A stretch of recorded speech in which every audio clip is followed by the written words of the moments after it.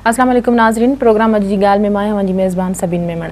नाज़रीन, गुज़िरियल हिकु महीने जे सियासी मंज़रनामे जी ॻाल्हि कजे त लॻी ईअं रहियो आहे ॼण पाकिस्तान में केतिरनि ई ॾहाकनि ते मुश्तमिल सियासी नज़रियो शायदि तब्दील थी रहियो आहे। छा अवामी मसइलनि जे नाले ते सियासत कंदड़ पार्टियुनि जा सियासी नज़रिया अवामी मफ़ादनि मुताबिक़ आहिनि? अवाम खां वोट वठंदड़ पार्टियूं इक़्तिदार में अचण खां पोइ अवामी अहजनि खे ख़तमु करण लाइ अमली तौरु केतिरो कमु कनि थियूं? अॼु ॻाल्हि कंदासीं ख़ासि तौर ते सिंध में सियासत कंदड़ सियासी पार्टियुनि जे हवाले सां। असांखे स्टूडियो में अॼु जॉइन कयो आहे पीपल्स पार्टी जी MNA शाहिदा रहमान साहिबा, बहुत शुक्रिया आपका। असानी ॿियूं मेहमान आहिनि मुस्लिम लीग फंक्शनल जो MP नुसरत सहर अब्बासी साहिबा, बड़ी मेहरबानी अवां जी। शाहिदा साहब, पहले मैं आपसे पूछना चाहूँगी कि इस वक्त अगर 1.5 महीने की सियासी सूरत हाल पर नज़र डालें तो आप समझती हैं कि अवाम तब्दीली की सियासत चाहता है? नहीं, देखिए इसमें मैं इस बात से बिल्कुल भी एग्री नहीं करूँगी, क्योंकि अवाम ने जो मुंतखब पार्लियामेंट बनाई है और इस मरतबा मैं बहुत खुशकिस्मत है पाकिस्तान में जो जद्दोजहद पाकिस्तान पीपल्स पार्टी ने और तमाम दीगर सियासी जमातों में की, उसमें मुस्लिम लीग फंक्शनल भी है, मुस्लिम लीग नून भी है, MQM है, तमाम ने बहुत समझदारी का सबूत दिया। और पहली मरतबा आपने देखा कि पार्लियामेंट में जो किरदार हमारा जॉइंट सेशन भी हुआ जिसमें सेनेट भी शामिल थे और उनका मुश्तरका ये था कि जमहूरी सिस्टम को डिरेल नहीं होना चाहिए, जमहूरी तसलसल को बरकरार रहना चाहिए। इसमें तमाम सियासी पार्टी ने मेचॉरिटी दिखाई और असल तो पार्लियामेंट जो है वो 18 करोड़ अवाम की मुंतखब करदा है। और आपने देखा कि इस नुक्ते पर सब इत्तेफाक है, हमें PMLN की जो पॉलिसीज है उससे लाजमी नहीं कि हम एग्री हैं, हम अपोजिशन का किरदार अदा कर रहे हैं। आपने देखा कि जो पार्लियामेंट का इजलास था, अपोजिशन ने हुकूमत पर जो तनकीद करनी थी जो उनके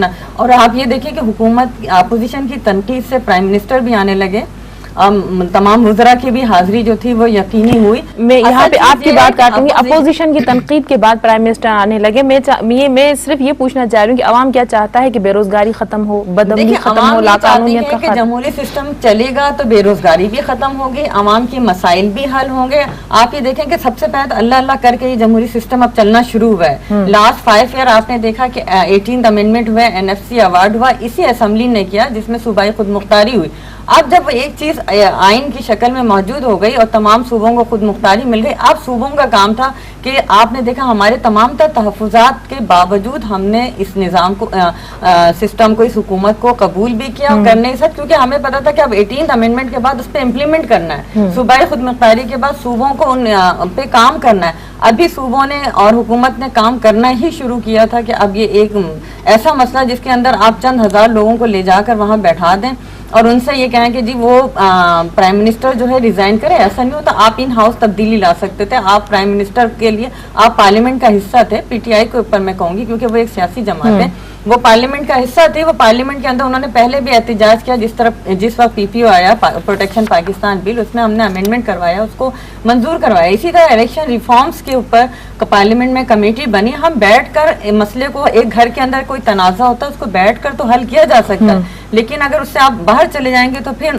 मसला हल नहीं। नुसरत, बावजूद इन जे जो मुल्क धरणनि जी सियासत जे वर चढ़ियल आहे, चइनी सूबनि में सूबाई हुकूमतुनि कमु कनि थियूं। ॻाल्हि कजे थी कारकर्दगी जे हवाले सां, अवाम जे मसइलनि जे नाले ते वोट वठंदड़ पार्टियूं हाणे कारकर्दगी जी बुनियाद ते इहे माण्हू जेके आहिनि से ॿाहिरि निकिता आहिनि, इन्हनि पार्टियुनि खे मौक़ो मिलियो आहे। तव्हां सम्झो था त अवामी जेके नज़रियो रखंदड़ पार्टियूं आहिनि, जेके अवाम जे हक़नि जी, अवाम जे मसइलनि जी ॻाल्हि कनि थियूं, उन्हनि जी कारकर्दगी तव्हां कीअं थी ॾिसो, ख़ासि करे पीपल्स पार्टी जी सिंध में कारकर्दगी जे हवाले सां? Thank you so much Sabin. तव्हां पंहिंजे इंट्रो में बि चयो ऐं जेको तव्हां क्वेश्चन कयो मुंहिंजी कलीग खां त तब्दीली, छा अवाम तब्दीली चाहे पई, इहो वाकई हक़ीक़त आहे त अवाम जेका आहे न उहा वोट ॾेई जॾहिं ऐवाननि में पंहिंजा नुमाइंदा मोकिले थी त उहा उन्हनि खां इलाही एक्सपेक्टेशन रखे पई। छो जो पोयां 5 साल त तव्हां ॾिठो न, उन पूरे 5 साल पूरा 5 ईयर्स पूरा कंप्लीट कया पीपल्स पार्टी ऐं अवाम जेका आहे हिननि मां वॾी होप्स रखियूं वेठी त 10 साल आमरीत, जंहिंखे आमरीत चवंदा आहियूं, जंहिंमें हालांकि अवाम हाणे उनखे ई थी चए त उन दौर में असांखे काफ़ी रिलीफ मिलियो। 5 साल जेको पीपल्स पार्टी जा हुया उन में ॾाढी एक्सपेक्टेशन हुई अवाम खे त असांखे कम अज़ कम कंहिं हद ताईं त रिलीफ मिलंदो, या एडमिनिस्ट्रेटिवली या इंस्टीट्यूशनल जेके असांजा इदारा आहिनि उन्हनि में कुझु तव्हांखे फ़ाइदो नज़र ईंदो ऐं अवाम खे रिलीफ मिलंदो। पर तव्हां ॾिठो, मां नथी चवां, इहे तव्हां ट्रांसपेरेंसी जी रिपोर्ट्स अची वयूं, मुख़्तलिफ़ रिपोर्ट्स इदारनि जी अची वयूं, त हिननि डिलीवर जेके आहिनि उन में नाकाम रहिया। अच्छा, अवाम जेका आहे वो तब्दीली हिन सेंस में थी चाहे त असां जेको हक़ अदा था कयूं या असां राइट असांजो वोट था ॾियूं त असांखे कम अज़ कम उहे असांजा जेके राइट्स असां बुनियादी हक़ था मिलनि. इन सेंस में हाणे अवाम एतिरी फ्रस्ट्रेट थी चुकी आहे, उन्हनि जो दिमाग़ हाणे एतिरो हो थी चुको आहे त यार हद थी वई. असां हिकिड़े नुमाइंदे खे 8-8 साल मुंतखिब करे ऐवाननि में मोकिलियूं था. छा वजह आहे जो उनजे वञण खां पोइ हुनजी लाइफ में त तब्दीली अची थी वञे, हुनजो स्टेटस जेको आहे उहो एॾो परसेंटेज वधी थो वञे. मुंहिंजी या मुंहिंजे हल्के जी या मुंहिंजे इलाइक़े जेको इलाइक़ो हुनखे ऐवान में मोकिले त उन में 8 सालनि में का तब्दीली नथी अचे. न उतां जी तालीम थी सुधरे, न उतां जी हेल्थ थी सुधरे, न उतां जा रोड था सुधरनि, न उतां जे माण्हुनि जी कंहिं बि हवाले सां तब्दीली थी. त माण्हू हाणे चाहिनि था त असां जमहूरियत खे त सपोर्ट कयूं था. जमहूरियत खे सपोर्ट करण जो मक़सदु आहे त असांखे आज़ादी मिले, असांखे आज़ादीअ राइट्स मिलनि. पर अहिड़ी जमहूरियत जो कहिड़ो फ़ाइदो जो असां 8-8, 10-10 साल उन्हनि ऐवाननि में नुमाइंदनि खे मोकिलियूं ऐं असांजी जेका ज़िंदगी आहे उन में कंहिं बि क़िस्म जी तब्दीली न अचे. असांखे रोज़गार न मिले, रोज़गार मिले त पैसनि जे एवज़ मिले. 20-20 लख ॾेई हिकिड़ो नौजवान जेकॾहिं उहो जॉब वठे त अहिड़ी मुंहिंजी जमहूरियत खे चवंदो त असां अहिड़ी जमहूरियत क़बूल नथा कयूं. जेकॾहिं हेल्थ जे हवाले सां हुनखे फैसिलिटी जे लाइ चओ त हुनखे गवर्नमेंट हॉस्पिटल्स में हुनखे उहा सहूलियत न मिले, चवंदा अहिड़ी जमहूरियत असांखे न खपे. ऐं एजुकेशन जे हवाले सां जेकॾहिं पोयां 5 साल हिकिड़ो एजुकेशन मिनिस्टर कोई कमु न करे सघे ऐं फेक क़िस्म जा ऑर्डर ॾे, जाली माण्हुनि खे ऐवाननि अहिड़ी जायुनि ते उनखे जॉब्स मिलनि ऐं उहे टीचर्स जेके आहिनि उहे मुफ़्त जूं पघारूं खणनि ऐं पोइ उन शइ खे उहो क़बूल बि न करे, त अहिड़ी जमहूरियत खे माण्हू चवंदा असांखे न खपे. त असांजो चवण जो मक़सदु इहो आहे त तब्दीली चाहिनि था, यानी निज़ाम में तब्दीली अचे. निज़ाम हाणे वाक़ई हिकिड़ो बैट थी चुको आहे. जमहूरियत खे कोई बि उनजी नफ़ी न कंदो, मां बि नफ़ी न कंदमि, ख़ुदा न ख़ासा जमहूरियत न वञे. पर जमहूरियत जो मक़सदु त जीअरो रहे न. जमहूरियत जो मक़सदु इहो आहे त अवाम खे रिलीफ ॾियो. जमहूरियत जो मक़सदु इहो न त तव्हां पंहिंजे पाण खे रिलीफ ॾियो. सो 5 साल पीपल्स पार्टी खे मिलिया, हाणे बि तव्हांजे साम्हूं आहे. हिन महिल बि पीपल्स पार्टी जो दौर आहे सिंध में, सिंध हुकूमत उन्हनि जी आहे. पर तव्हांखे छा अपर लेवल खां वठी लोअर लेवल ताईं को तव्हांखे तब्दीली अचे पई? सभिनि मां तव्हांखे चवंदमि त तव्हांजो एक्सपीरियंस छा थो चवे त एतिरे अरसे खां तव्हां प्रोग्राम्स था पिया कयो. छा कंहिं ॾींहुं तव्हांखे सोच में आई त मां अॼु उहो क्वेश्चन कंदमि ताकी मूंखे नज़र आयो आहे त कुझु सिंध में तब्दीली अची वई आहे, कुझु माण्हुनि खे रिलीफ मिली वियो. हिन महिल ताईं इंस्टीट्यूशन तबाह. कोई बि हुजे मूंखे ॿुधाइनि, वेठियूं आहिनि त मूंखे ॿुधाइनि त छा एजुकेशन में कहिड़ी रिफॉर्म्स आंदियूं अथव. मां 5 साल तालो छॾियासीं, हाणे ॿुधायो. तव्हां चओ त असांखे टाइम खपंदो हो, मिली वञी 5 साल. हाणे ॿुधायो एजुकेशन में कहिड़ी रिफॉर्म्स अची वयूं, कहिड़ी एॾी ज़बरदस्त क़िस्म जी तब्दीली हाणे छॾी जो 5 साल तव्हां प्लैनिंग कई, हाणे प्रैक्टिकली उन ते कमु करण जो वक़्तु आहे, पर उहो बि न पियो नज़र अचे. हेल्थ ॾिसो, एग्रीकल्चर ॾिसो, मूंखे त उहे मिनिस्टर ई नथा नज़र अचनि फील्ड में जेके कमु कंदड़ नज़र अचनि. हा, ऑफिसनि में बि तव्हांखे न नज़र ईंदा. गुड गवर्नेंस तव्हांखे न नज़र न ईंदी. मतिलबु लॉ एंड ऑर्डर ॾिसो, मां तव्हांखे कहिड़ी कहिड़ी शइ ते कयां. हाणे रिसेंटली खैरपुर में केतिरा माण्हू डॉक्टर्स, इंजीनियर्स, नौजवान किडनैप्स थी विया, पर गवर्नमेंट तव्हांखे काथे नज़र न ईंदी, उनजी रिट काथे नथी नज़र साहब, इस पे मैं जरूर आपसे क्वेश्चन करना चाहूंगी. इमरान खान के जलसे में खान साहब ने यही बात की, कराची में अमन अमान के हवाले से दहशतगर्दों के खिलाफ जो टारगेट ऑपरेशन शुरू किया गया था पिछले साल सितंबर में, 1 साल मुकम्मल होने को आया. आप देख नहीं आजकल भी 6 से 7 रोज लोग टारगेट होके मर रहे हैं.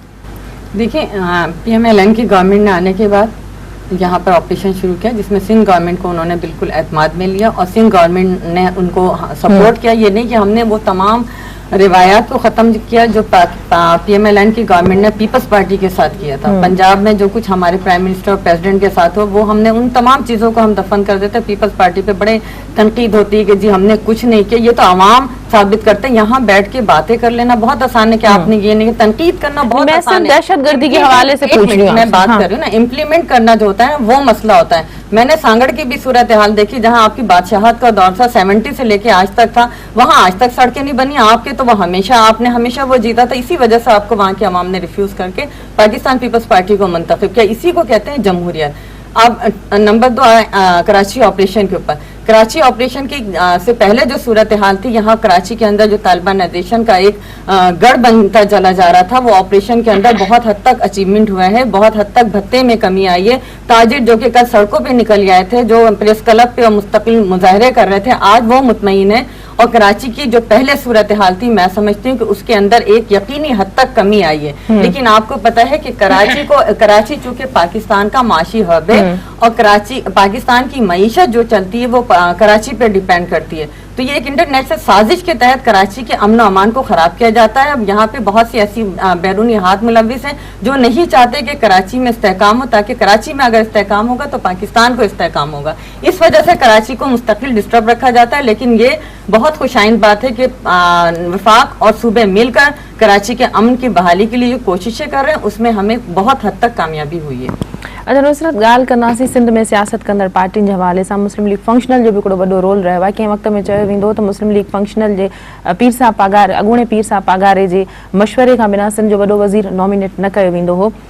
सिंध जे हवाले सां मुख़्तलिफ़ ॻाल्हियूं कयूं पियूं वञनि। सिंध खे टोड़ण जे हवाले सां, नवां सूबा ठाहिण जे हवाले सां तव्हांजी पार्टी हमेशह मकानी निज़ाम जे ॿिटे मकानी निज़ाम जे हवाले सां बि हिकिड़ो वॾो पंहिंजो किरदारु अदा कयो। इन स्टेटमेंट जेके अचनि पियूं, इन सूरत हाल में तव्हांजी पार्टी जो मौक़िफ़ छा हूंदो? थैंक यू सभिन। अॻ में त मां पंहिंजी साथी जी उन ॻाल्हि जो जवाबु ज़रूरु ॾींदमि। अदी फरमाए पई त बातें करना तो बहुत आसान है, तनकीद करना तो बहुत आसान है, लेकिन हकीकत को देखा जाए, इम्प्लीमेंटेशन को देखें, कहाँ इम्प्लीमेंटेशन है? वो तो तनकीद पर तनकीद यहाँ नहीं हो रही है। जो चीज है प्रैक्टिकली सामने है। मैं थोड़ी कहूंगी कैमरे की आंख जब दिखाएगी तो उसको कौन डिनाई करेगा?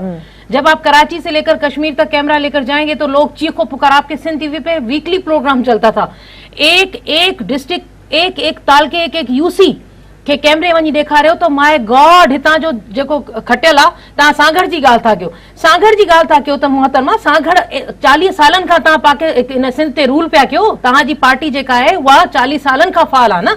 सिंध त तव्हां हिते हुकुमरानी तव्हांजी रही, तव्हां एडमिनिस्ट्रेटिवली हमेशह सांगड़ में तव्हांजो ई रहियो। असांखे को फंड मिलंदा, असांजो को उते कंहिं माण्हू खे रिलीफ मिलंदो त असां पंहिंजे कहिड़ो हूंदो उतां जो कॉन्स्टिट्यूएंसी जो माण्हू या के उतां जो हुकुमरान उहो चाहींदो त मुंहिंजे माण्हुनि खे रिलीफ न मिले? केरु न चाहींदो? तव्हां छा न चाहींदो त तव्हां लाड़काणे में माण्हुनि खे रिलीफ न ॾियो ताकी उहो तव्हांजो गढ़ आहे? त असां न चाहींदासीं त सांगड़ खे असां माण्हुनि खे रिलीफ ॾियूं? वजह इहा आहे त लाज़मी सिंध गवर्नमेंट तव्हांजी रही, तव्हां कॾहिं असांखे उते ओतिरी हथ खुलिया न रखिया, न तव्हां असांखे फंड ॾिना, न असां एडमिनिस्ट्रेटिवली तव्हां असांखे उते हथ खुलियो रखियो त असां पंहिंजे माण्हुनि खे रिलीफ ॾेई।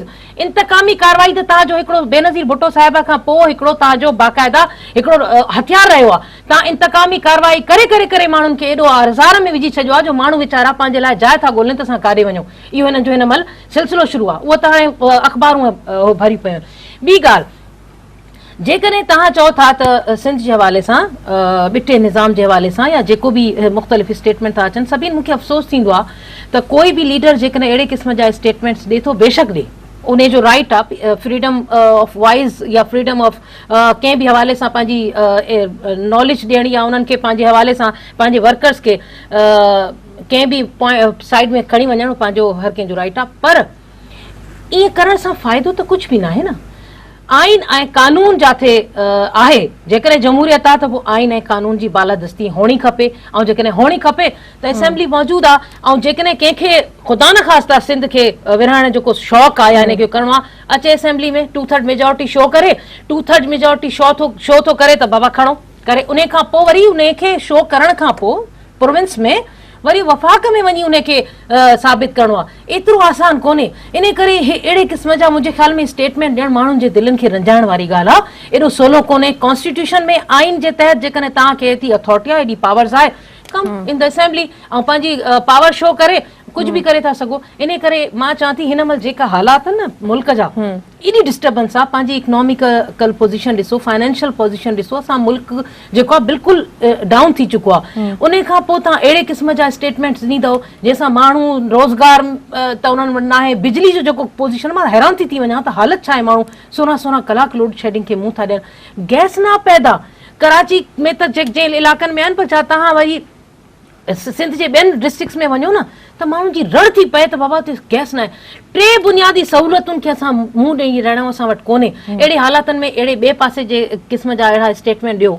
सिंध उअं ई असांजी लुथड़ियल, हर के जेको IDP सिंध में अची पनाह थो वठे, असां त उअं महिमान नवाज़, हलो बाबा अचो, पर कम अज़ कम उनखे साह त खणण ॾियो की न। उन जे लाइ मज़ीद तव्हां मुख़्तलिफ़ क़िस्म जा अहिड़ा स्टेटमेंट ॾेई माण्हुनि जे दिलनि खे रंजायो। मुंहिंजे ख़्याल में इहो अहिड़े क़िस्म जा स्टेटमेंट न ॾियणा खपनि। हा, कानून में तव्हांखे पावर आहिनि, अचो तव्हां कॉन्स्टिट्यूशन जे तहत असेंबली में अचो, 2/3 मेजॉरिटी खणी अचो, तव्हां पंहिंजो आइन में पास कराए वञो। शहर साहब, बिलावल भुट्टो जरदारी का तो ट्वीट आ गया। इस हवाले से मैं आपसे एक और सवाल करना चाहूँगी कि 18 अक्टूबर से बाकायदा सियासत کا اعلان کروں گا. آپ سمجھ رہی ہیں کہ اس وقت موجودہ جو حالات ہیں آصف علی زرداری صاحب کے بعد آپ سمجھ رہی ہیں کہ بلاول بھٹو زرداری پیپلز پارٹی کے پاس ووٹ بینک بچانے کا وہ واحد راستہ ہے. بلاول بھٹو زرداری کو اس وقت جو میدان میں لایا گیا ہے. دیکھیں بلاول بھٹو زرداری کو آ کے سیاست ہی کرنی تھی اور انہوں نے باقاعدہ سیاست کے عملی طور پہ سیاست میں قدم رکھ چکے ہیں. چونکہ پاکستان پیپلز پارٹی نے ان پہ اعتماد کیا ہے. انہوں نے اپنے نانا سے سیاست سیکھی, انہوں نے اپنی ماں سے سیاست سیکھی, انہوں نے سب اسٹڈی کر کے آئے. یہ تو نہیں ہے کہ ان کو لا کے ہم نے جو ہے صرف ووٹ بینک کے لیے کرنا ہے. سیاست ہم سب کو اس ملک کے لیے کرنی ہے اور وہ ان کا بچہ ہے, اس خاندان کا بچہ ہے جس نے اس کے سیاست کے لیے, جمہوریت کے لیے, پاکستان کے لیے اپنی جانیں قربان کی. کوئی ایک سیاسی جماعت بتاتے کہ جس کی لیڈرشپ نے اس طرح جانیں قربان کر کے جمہوریت کو بچایا ہو. اور بلاول کو اس ملک کے عوام سے جو محبت ہے, پاکستان پیپلز پارٹی کو جو محبت ہے, یہ ان کو ورثے میں ملی ہے. وہ پاکستان کے عوام کے لیے کون اپنے اکلوتی اولاد کو جو ہے وہ میدان سیاست کے جس طریقے سے آپ دیکھیں کہ ہمارے سیاست میں کیا آپ کو کیا اچیومنٹ ہے. پاکستان پیپلز پارٹی نے تو ہمیشہ لاس اٹھایا. پورے گڑی خدا بخش جو ہے وہ ہمارے سیاسی اکابرین کی قبروں سے ہے. تو آپ یہ کیسے کہہ سکتے ہیں کہ جی آپ نے ووٹ بینک کے لیے اتارا ہے؟ یہ ووٹ بینک نہیں, یہ میں سمجھتی ہوں کہ یہ وہ خاک جسے کہتے ہیں ایک دم کانٹوں سے بھرا ہوا ہے. یہ سیج ہے, کوئی آسان نہیں ہے سیاست کرنا. لیکن آپ یہ دیکھیں کہ اس وقت ملک کو جن خطرات درپیش ہیں, اس میں کون ہے جس نے طالبانائزیشن کے اگینسٹ جو ہے اس ملک کے لیے بات کی ہے؟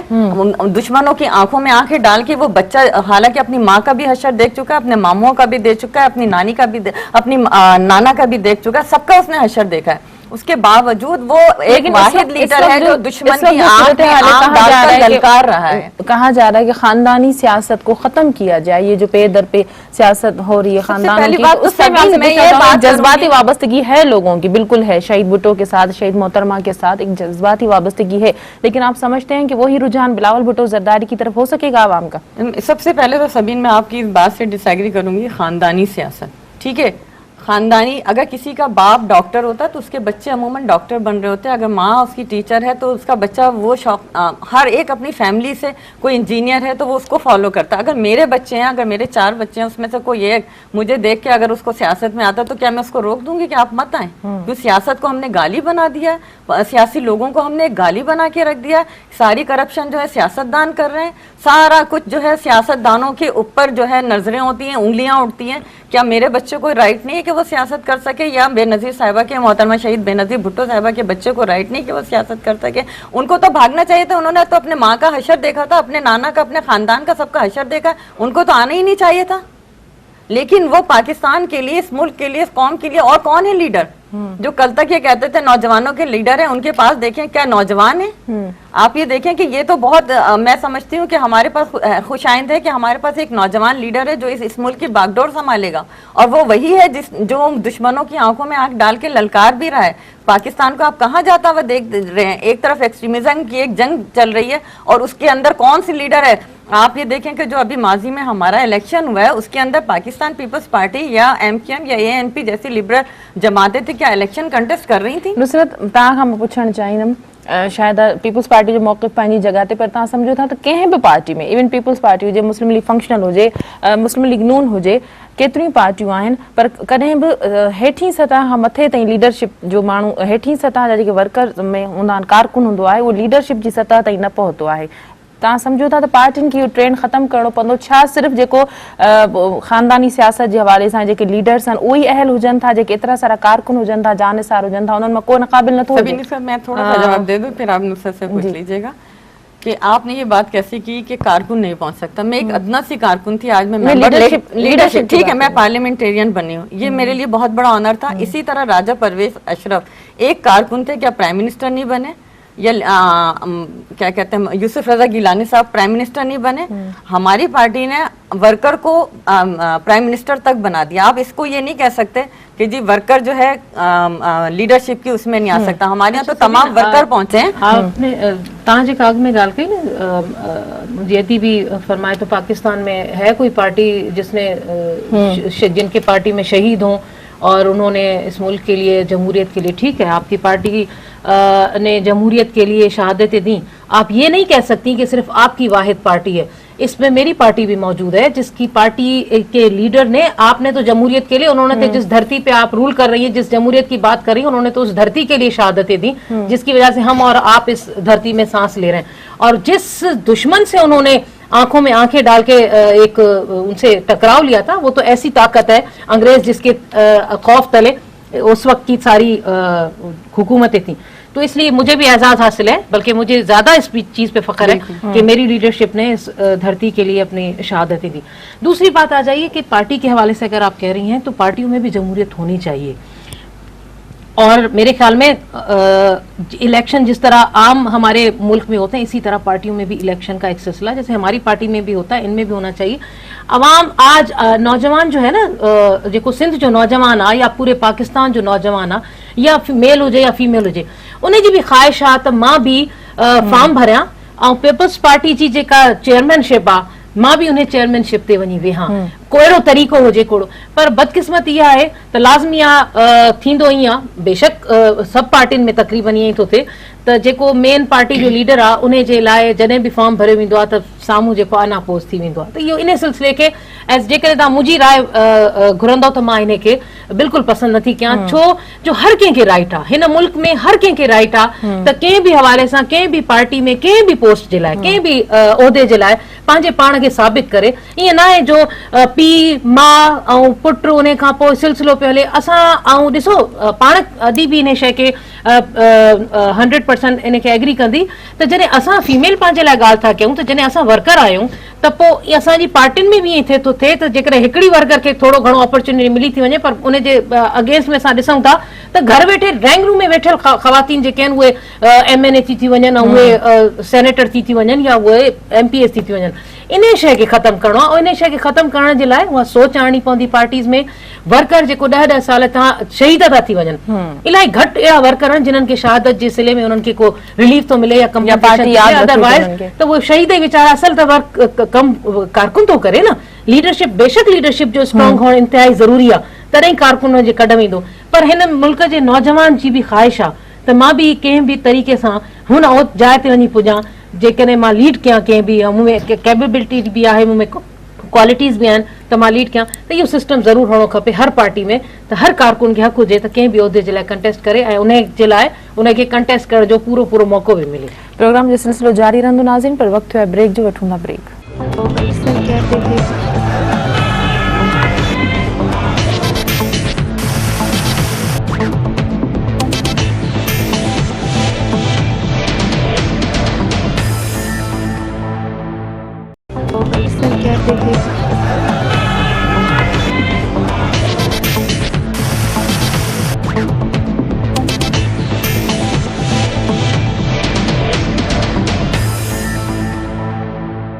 वेलकम बैक नाज़रीन। शहदा साहब, इमरान खान साहब ने कहा कि वो कराची के अलावा अब दूसरे शहरों में भी जाएंगे, तो आप समझ रही हैं कि पीपल्स पार्टी का दौर है, पीपल्स पार्टी की हुकूमत है, बहुत सारे मसाइल हैं, बहुत सारी शिकायत हैं। तो कारकर्दगी के हवाले से आसिफ जरदारी साहब ने भी एक काबीना मेंबर्स के साथ मीटिंग की थी कि अवाम में जाएं, अवाम के मसाइल सुने और अपनी कारकर्दगी को बेहतर बनाएं। तो आप समझती हैं कि इससे ये बात साबित हो सकती है कि पीपल्स पार्टी को वाकई सिंध में अपनी कारकर्दगी को बेहतर करना होगा? देखिए, हमेशा लीडरशिप की और लीडर की ये ख्वाहिश होती है कि हमारे जो भी MNA हैं, MP हैं, मिनिस्टर ऑफिस सूबे में हमारी हुकूमत है, वो अपनी कारकर्दगी को बेहतर करें ताकि आने वाले इलेक्शन के अंदर हम इससे बेहतर रिजल्ट ले सकें। तो ये लीडरशिप की हिदायत है, और जहाँ कहीं कोताही होती है, कमी होती है, तो ये पार्टी इजलास में होता है कि लीडरशिप उस कोताही की, कमी की तरफ निशानदेही करे और उसमें हम बेहतर अंदाज से अपने इस्लाह करें। तो ये कोई, मैं समझती हूँ, मायूब बात नहीं है, ये हर पार्टी में होना चाहिए, ताकि हम, अगर हमारे अंदर कोई खामी है, कोई कोताही है, तो हमारी लीडरशिप ही है जो हमारी इस्लाह करेगी, ताकि हम अपने कामों को बेहतर कर सकें। अगर हम आवाम को ज़्यादा से ज़्यादा फैसिलिटेट कर सकेंगे, क्योंकि हम हैं अवामी नुमाइंदे, और हमारा काम है कि आवाम को फैसिलिटेट करना, उनको सहूलियात पहुँचाना, और ये सिंध हुकूमत भी इसमें मैं समझती हूँ बेहतर अंदाज से काम कर रही है, और ये हमारी लीडरशिप की इंस्ट्रक्शन है, और वो वक्तन फ़वक्तन इस तरह के इजलास करके हमें इंस्ट्रक्शन देती है। अच्छा नुसरत, मुस्लिम लीग फंक्शनल पारां 10 जमाती इतिहाद ठाहे वियो हो जेके हाणे आम चूंडूं थियूं हुयूं, क़ौम परस्तनि खे ऑन बोर्ड वरितो वियो जॾहिं हैदराबाद में वॾो जलसो कयो वियो। तव्हां सम्झो था त हाणे हिन वक़्तु जेका सिंध में 9 सूबनि जी ॻाल्हि कई पई वञे या सिंध खे टोड़ण जी ॻाल्हि कई पई वञे, छा मुस्लिम लीग फंक्शनल हिकु दफ़ो ॿीहर इन तरह जो को इतिहाद करे सघे थी? ॾिसो सभिन, मां वरी उहा ॻाल्हि चवंदमि त जेकॾहिं अहिड़ी कोई सोच विझण जी कोशिशि थो करे या अहिड़ो कोई स्टेटमेंट थो ॾिए त उन जी का अहमियत न आहे, कंहिं बि क़िस्म जी उन जी का अहमियत न आहे। खामखा में माण्हुनि में हिकिड़े क़िस्म जी ख़ौफ़ पैदा करणु या उन्हनि में फ्रस्ट्रेशन पैदा करणु या माण्हुनि में जज़्बात उन्हनि खे मुश्तइल करणु, मुंहिंजे ख़्याल में इहो बिल्कुलु बि ग़लति तरीक़ो आहे। जेकॾहिं कंहिंजी सोच आहे, कंहिं पार्टी जी सोच आहे, उहा चाहे थी, उन जे दिमाग़ में इहा शइ आहे त ईअं थियणो खपे, इन सां फ़ाइदो थींदो या इन सां नुक़सानु थींदो या कुझु बि आहे, तव्हां वटि हिकिड़ो सिस्टम मौजूदु आहे, हिकिड़ी असेंबली मौजूदु आहे, हले पई, फ़ाल आहे, उन में कानून थो चवे त इन असेंबली जे थ्रू तव्हां 2/3 जी मेजोरिटी शो कयो। हाणे हिन महिल असेंबली में कंहिंजी मेजोरिटी आहे? पीपल्स पार्टी जी मेजोरिटी आहे, ऐं मुंहिंजे ख़्याल में कॾहिं बि न चाहींदी, न ई असां चाहींदासीं, मरी वेंदासीं भले कुझु बि हुजे त चवंदा मरसूं सिंध न ॾेसूं, त इन में रुगो चवण में न आहे, इन जे पोयां जेको जज़्बो आहे उन खे शायदि उहो नथो सम्झी सघे जेको अहिड़े क़िस्म जा बयाना थो ॾे। इन करे उनखे सोचे सम्झे बयानु ॾियणो खपे त ठीकु आहे तव्हां कुझु बि चाहियो था, चलो तव्हां चओ था इंतिज़ामी तौर ते थिए, इंतिज़ामी तौर ते बि करण लाइ तव्हांखे कम अज़ कम कानूनी हदूं त पार करणी पवंदियूं न, त पोइ अचो कानूनी हदूं पयूं आहिनि, कॉन्स्टिट्यूशन में आहे, आइन में आहे, या जेको बि आइन चए थो, तव्हां असेंबली फ्लोर ते अचो, उनखे साबित थियो, उन खां पोइ त हर कोई मजबूर आहे न। जेकॾहिं हिकिड़ो माण्हू मेजोरिटी शो करे थो वञे 2/3, पोइ त हर कोई मजबूर आहे। सो इन करे अहिड़े क़िस्म जी का बि स्टेटमेंट ॾियण, हिननि पीपल्स पार्टी, मूंखे सम्झ में न आयो त पीपल्स पार्टी छा सोचे इहो बिटे निज़ाम वारो ड्यूअल सिस्टम वारो बिल पास कयो, एॾो प्रेशर पइजी वियो हुन या हिननि खे अलाए छा कहिड़ा ख़्वाब ॾिठऊं, छा थियो उन जो हिननि खे बाक़ाइदा भुगतणो पियो। हे इलेक्शन में न पिया वञी सघनि, हिननि खे माण्हुनि जेको आहे रिजेक्ट करे छॾियो, ऐं सिविल सोसाइटी पूरी थी वई हिननि जे ख़िलाफ़, त हितां कयो छा? नारो हणंदा सिंध न ॾेसूं, मर वेसूं, सिंध न ॾेसूं, त हुनखे प्रैक्टिकली अमली तौर ते करे ॾेखारियो। पर तव्हां असेंबली जे फ्लोर तां उहा लेजिस्लेशन कई जेको हिननि खे तारीख़ में हिकिड़ो स्याह धॿे वांगुरु लॻी वियो। मजबूरन जॾहिं इलेक्शन में वञनि पिया त पोइ वरी वापसि उन बिल खे वठणो पियो। त इहे शयूं जेके आहिनि न इलाही इंसान खे तारीख़ी तौर ते धकु ॾींदियूं आहिनि, हिननि खे धकु लॻो, उहो वरी हिननि इलेक्शन में हिन खे रिज़ल्ट हिन जो मिलियो। सो बहितर आहे माण्हू हमेशह सोचे सम्झे स्टेटमेंट बि ॾिए, सोचे सम्झे फ़ैसिला बि करे, ऐं ख़ासि तौर ते लेजिस्लेशन करण महिल त 1000 दफ़ो सोचणो खपे त जेका असां कानून पास करण पिया वञूं हुननि जा आफ्टर इफेक्ट्स छा पवणा आहिनि हिन मुल्क ते, हिन धरतीअ ते। सो इहा हिकिड़ी वॾी ग़लती पीपल्स पार्टी जी, जेका वरी पोइ अजरक ऐं टोपी पाए उनखे किल करण की कोशिश क्यों, पर थी कोन सकियो। अच्छा, बल्दियाती इंतखाबात के हवाले से मैं आपसे ज़रूर पूछना चाहूँगी, जो भी पार्टी इलेक्शन के टाइम पे वोट लेने आवाम के पास जाती है वो कहती है कि हम बल्दियाती इंतखाबात कराएंगे। पीपल्स पार्टी ने भी कहा था, लेकिन सुप्रीम कोर्ट ने हुक्म दिया था कि 15 नवंबर तक बल्दियाती इंतखाबात कराए जाएँ, लेकिन इलेक्शन कमीशन कह रहे हैं अभी तक कोई कानून साजी नहीं की, कानून साजी की जाएगी, उसके बाद भी 6 महीने का टाइम पीरियड लग सकता है।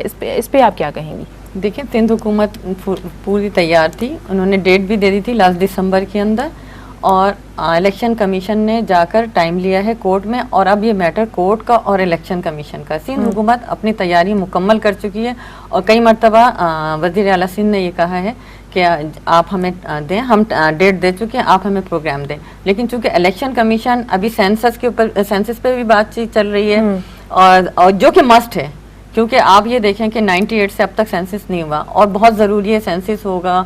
फिर डिलिमिटेशन, उसमें बहुत एतराज़ात थे, अभी डिलिमिटेशन का मसला भी उसी तरह है। तो जो काम हमने करना था हुकूमत सिंध ने वो करके जमा करा दिया था, उन्हें डेट भी दे दी थी। सिंध हुकूमत पूरी तरह से तैयार है, पाकिस्तान पीपल्स पार्टी पूरी तरह तैयार है। अब ये काम इलेक्शन कमीशन और अदालतों का है। रोज़ा साहब, अने मां तव्हांखां पुछणु चाहींदमि, सिंध हुकूमत केतिरे वक़्त खां इहो स्टेटमेंट ॾींदी रही आहे त बल्दियाती चूंडुनि जे हवाले सां उन्हनि जी तयारी मुकमल आहे, पर हिन वक़्त ताईं कानून साज़ीअ जेके तरमीमूं आहिनि उहे इलेक्शन कमीशन वटि जमा न थी सघियूं आहिनि, जंहिंखां पोइ कानून साज़ी थींदी ऐं जेके आहिनि तकबंदियूं थींदियूं। तव्हां सम्झो था त इहो डिले छो थी वञे? हर पार्टी जेका आहे इन ते इहो ई स्टेटमेंट ॾिए थी त असांजी तरफ़ां तयारी मुकमल आहे। छा पीपल्स पार्टी या सिंध हुकूमत पारां तव्हां सां को मुशावरत या को राब्तो कयो वियो हिन हवाले सां? सभिन इन खे चइबो त ॼाणे वाणे इन शइ खे पोइ ते धिकणु। लोकल बॉडी वारो सिस्टम असां पोयां 5 साल रड़ियूं कंदा रहियासीं, पर तव्हांखे ख़बर आहे त पीपल्स पार्टी हुकूमत में आहे ऐं हुननि जो कोई बि नुमाइंदो कोन चाहींदो त उहो जेको हुन जे तक में हुनजी बादशाहत आहे उहा ख़तमु थी वञे। हाणे हालांकि MPS जो कमु न आहे त उहो फ़ोन करे SHO खे त मुंहिंजे माण्हू छॾ या फलाणनि ते FIR कर या मुख़्तियार कार खे फ़ोन करे या पंहिंजी कंस्टिट्यूंसी जे एडमिनिस्ट्रेटिवली जेके बि कमकार आहिनि हुननि में उहो इंटरफेयर करे। पर छो जो असांजो सिस्टम अहिड़ो हले पियो त नथो चाहे हिकिड़ो MP MNA त उहो पंहिंजा जेके पावर्स आहिनि उहे हेठे लेवल ते ॾियनि। इन करे हे जेको अधी पई चए बिल्कुलु ग़लति आहे। मां पोयां 5 साल इन शइ खे ॾिठोसीं, प्रोसेस खे ॾिठोसीं। भाई सुप्रीम कोर्ट डेट पई ॾे हिननि खे फलानी डेट, चलो हर 3 महीननि खां पोइ चले अभी हम तैयार नहीं है, हालांकि सब कुछ तैयार हो, सिर्फ़ और सिर्फ़ जाने बुझे हिनखे डिले पे कयो वञे त कहिड़े तरीक़े सां इहो न थी सघे। थींदो त लाज़मी पावर सेटिंग लेवल ते जो थींदो। और अब ये इलेक्शन और इलेक्शन कमीशन अभी की बात करें तो पिछले 5 सालों से सिलसिला चल रहा है।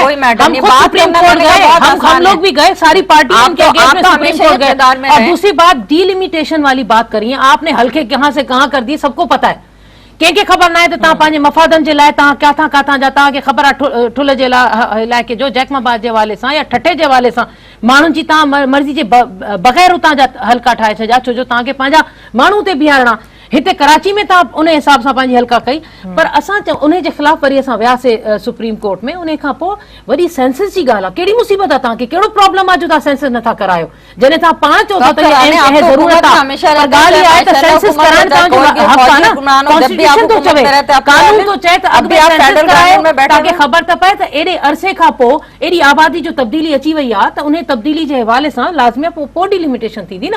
ऐं पोइ जेके तव्हां ठाहींदव तक या अलॻि अलॻि कंदो वार्ड्स वग़ैरह, उनखे उन डिलिमिटेशन सेंसस जे हवाले सां थींदो। पर तव्हांखे ख़बर आहे, असां बि सम्झूं था त इन शइ खे ॼाणे वाणे पोइ हिते थो कयो वञे। ऐं ॿी ॻाल्हि जेका अदी फरमाए थी त हाँ आप हमेशा गवर्नमेंट में रहो, गवर्नमेंट में रहे, खुदा न खास्ता जितना भी रहे गवर्नमेंट में कोई ऐसे गलत इकदाम नहीं किए जिससे हम खुदा न खास्ता हमें पावर दिए हम सेंसस कराएं। आप भी तो वफाक में बैठे हैं, 5 साल कौन से सेंसस करा दिया आपने? 5 साल नहीं, आप तो हमेशा रहे, 5 साल आपकी पावर रही। और दूसरी बात, हम जो आपके साथ रहे वो 3-4 महीने थे, वो भी आपके प्रेसिडेंट ने रिक्वेस्ट की तो कि हमारे साथ आकर बैठिए ताकि जमहूरियत चलती रहे, डीरेल ना हो। तो पीर साहब ने कहा चले ठीक है, नहीं वो तो 6 महीने पहले आपने छोड़ा है, लोगों ने देखा कि आप तो किसी और ट्रैक पे जा रहे हैं। आपने जो अपना मंशूर बनाया, जो आपने सिंध के मफादात के लिए बात की, 4 साल आप हमारे साथ रहे, आप जा रहे हैं, अभी जनवाद मतलब है आपके साथ बैठना बहुत सारे होती है। अगर हम जहाँ भी बैठे या किसी के साथ बैठे,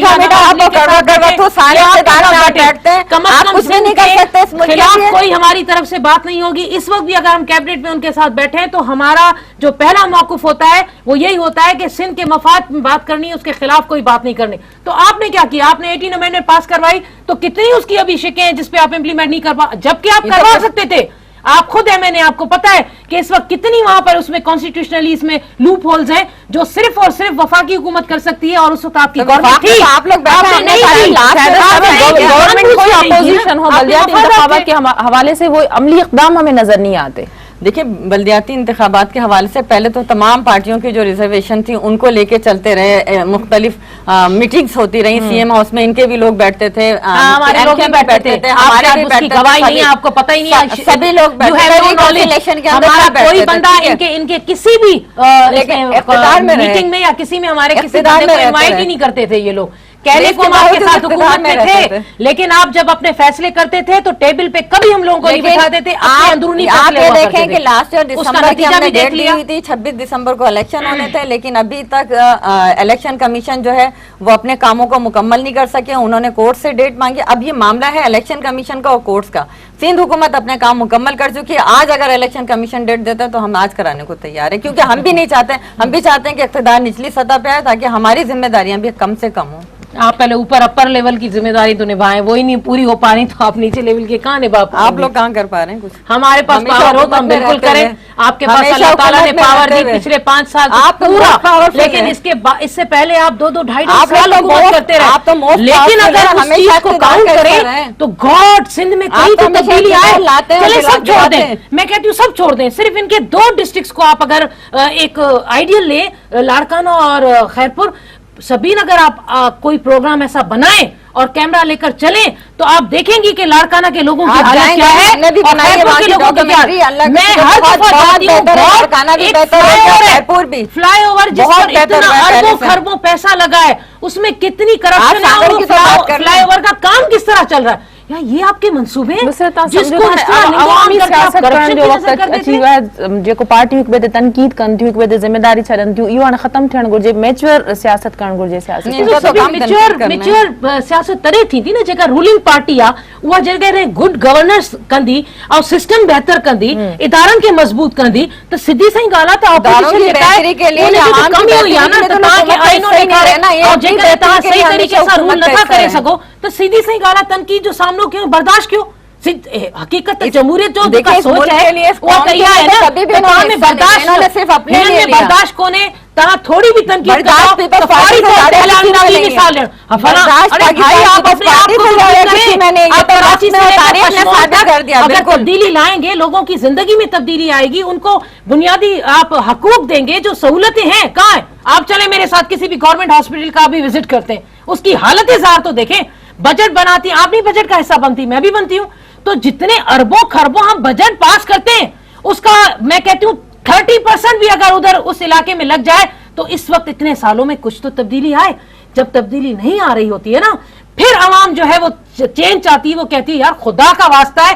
क्या वही चेहरे देखेंगे वही लोग हमारे सर पर मुसल्लत रहेंगे जिनको हर बार हम वोट देकर ऐवानों में भेजते हैं और फिर उसके बाद उनकी तब्दीली तो आ जाती है उनकी लाइफ स्टाइल में बिल्कुल आती है सबके असासे जरा सही तरीके से निकले तो पता चल जाएगा कि पिछले 5 सालों में पीपल्स पार्टी के कौन कौन से लोग थे उनके असासे क्या थे और इस वक्त कहाँ हैं और फिर उनकी आवाम की तरफ जाएं और उस हल्के की तरफ आप जाएं तो आपको पता चल जाएगा उन लोगों की बेचारों की जिंदगी क्या है किस यही तरह वजह है कि अब यही पाकिस्तान चीज है पार्टी को जब इशारा आप किया कि आवाम ने है ना मुंतखब कर इस लिया, ये चीज ने फैसला हमारे मुल्क आवाम को कर तबाह दिया, किया ये हमारी आप धरती कौन को होती है तबाह कर फैसला दिया करने वाले आप बैठ के यहाँ हम क्या करेंगे कि आवाम को फैसला जो दिया वो कहाँ है ही पाकिस्तान आवाम के फैसले को ठप्पे की तरह लगा दिया आपने ठप्पे अगर लगा ये देते चीज है तो हर कोई तभी तो सीखा है भी हम मुझे जिस नहीं आवाम हाने से हमें ज्यादा आवाम आवाम तो चाहते सागर हैं गई पाकिस्तान पे नहीं सागर तो मैं थी मैं आपके जिस तरह साथ गोलियां चल रही थी जिस तरह आपके वो जिस तरह जवान जो आप हमारे लोग लोगों को बोल रहे थे, मौजूद आप दहशत रुका फैला कर रहे थे आप इस तरह लोग लोगों नहीं, ने नहीं, नहीं, नहीं, नहीं, देखा, माना आपने कि देखा, इस तरह का पहली प्रोग्राम है मर्तबा नाज़रीन जिनके आवाम ने प्रोग्राम रिजेक्ट जो किया, वक्त मैं भी खत्म वहाँ होती की है आवाम से देखी, आपकी जरूरत है तो सियासत